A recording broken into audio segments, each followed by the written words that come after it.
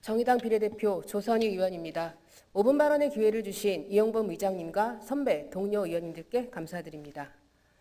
의료진과 방역당국, 시민들의 사회적 거리두기 참여로 우리는 코로나19 시대를 이겨내고 있습니다만 또다시 도래할 감염병 위기 시대를 준비해야 합니다. 코로나19는 온실가스를 감축시켰지만 불평등을 심화시켰습니다.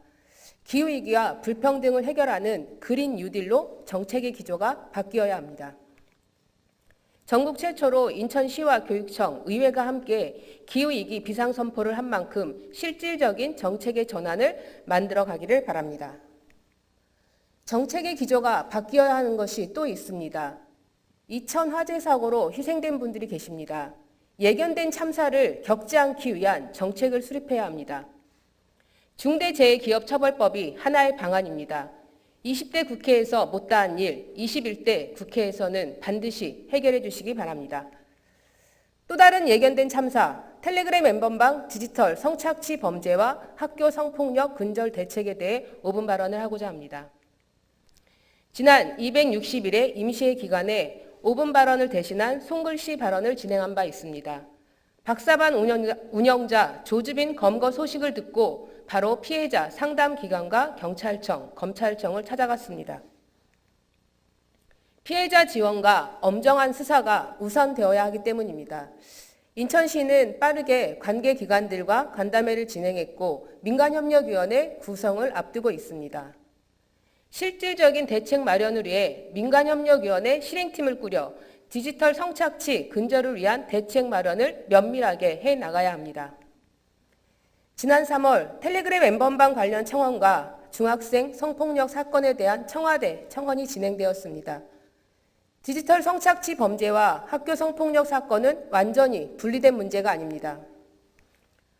텔레그램 엠번방에 대해 청소년들은 10대 남성의 성범죄는 왕성한 호기심에서 비롯된 실수로 여기고 10대 여성의 일탈은 물러남으로 비난하는 풍토는 기성세대의 유산이고 이런 교육과 문화가 엠번방 사건을 낳았으며 교실에서 남자애들이 또래 여학생의 사진을 보면서 성적인 발언을 할 경우 이를 불편하다고 말하면 선비라며 놀린다.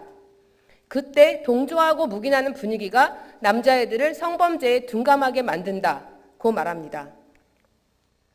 청소년들은 캐캐묵은 방식의 성교육을 뒤집지 않는 한 수많은 엠번방 동조자가 끊이지 않을 것이라고 말합니다.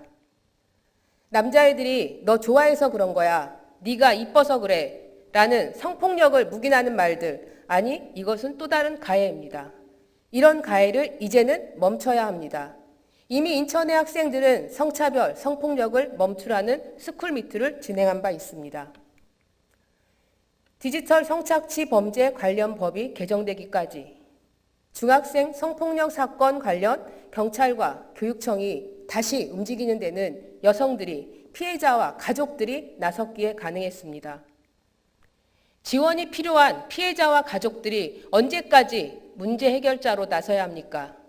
5월 17일 강남역 여성살해 사건, 서지영 검사의 미투, 학생들의 스쿨미투 이후 도대체 무엇이 얼마나 변했습니까? 여성들은, 청소년들은 변하고 있는데 제도와 사회의 변화 속도는 더디기만 합니다. 이번 중학교 성폭력 사건을 통해 강제 전학의 문제점, 분리 조치는 내려지더라도 실제로 분리가 어려운 점 등 제도의 한계가 드러났습니다. 1년에 200여 건이 넘는 학교 성폭력 사건이 일어나고 있습니다. 학교 성폭력 사건의 사례 분석을 통해 현실에 기반한 대책을 세우고 조사 과정부터 교육청이 함께할 필요가 있습니다. 학생들이 입을 닫은 상황에서 교육청이 재조사를 하는 것은 의미가 없기 때문입니다.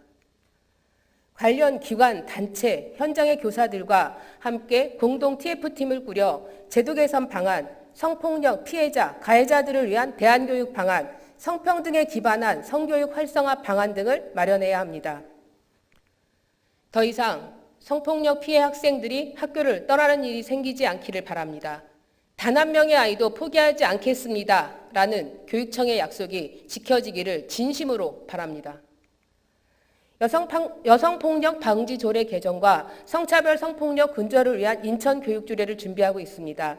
1년이 넘는 기간 동안 여성단체들과 함께 준비해 왔습니다. 선배 동료 의원님들께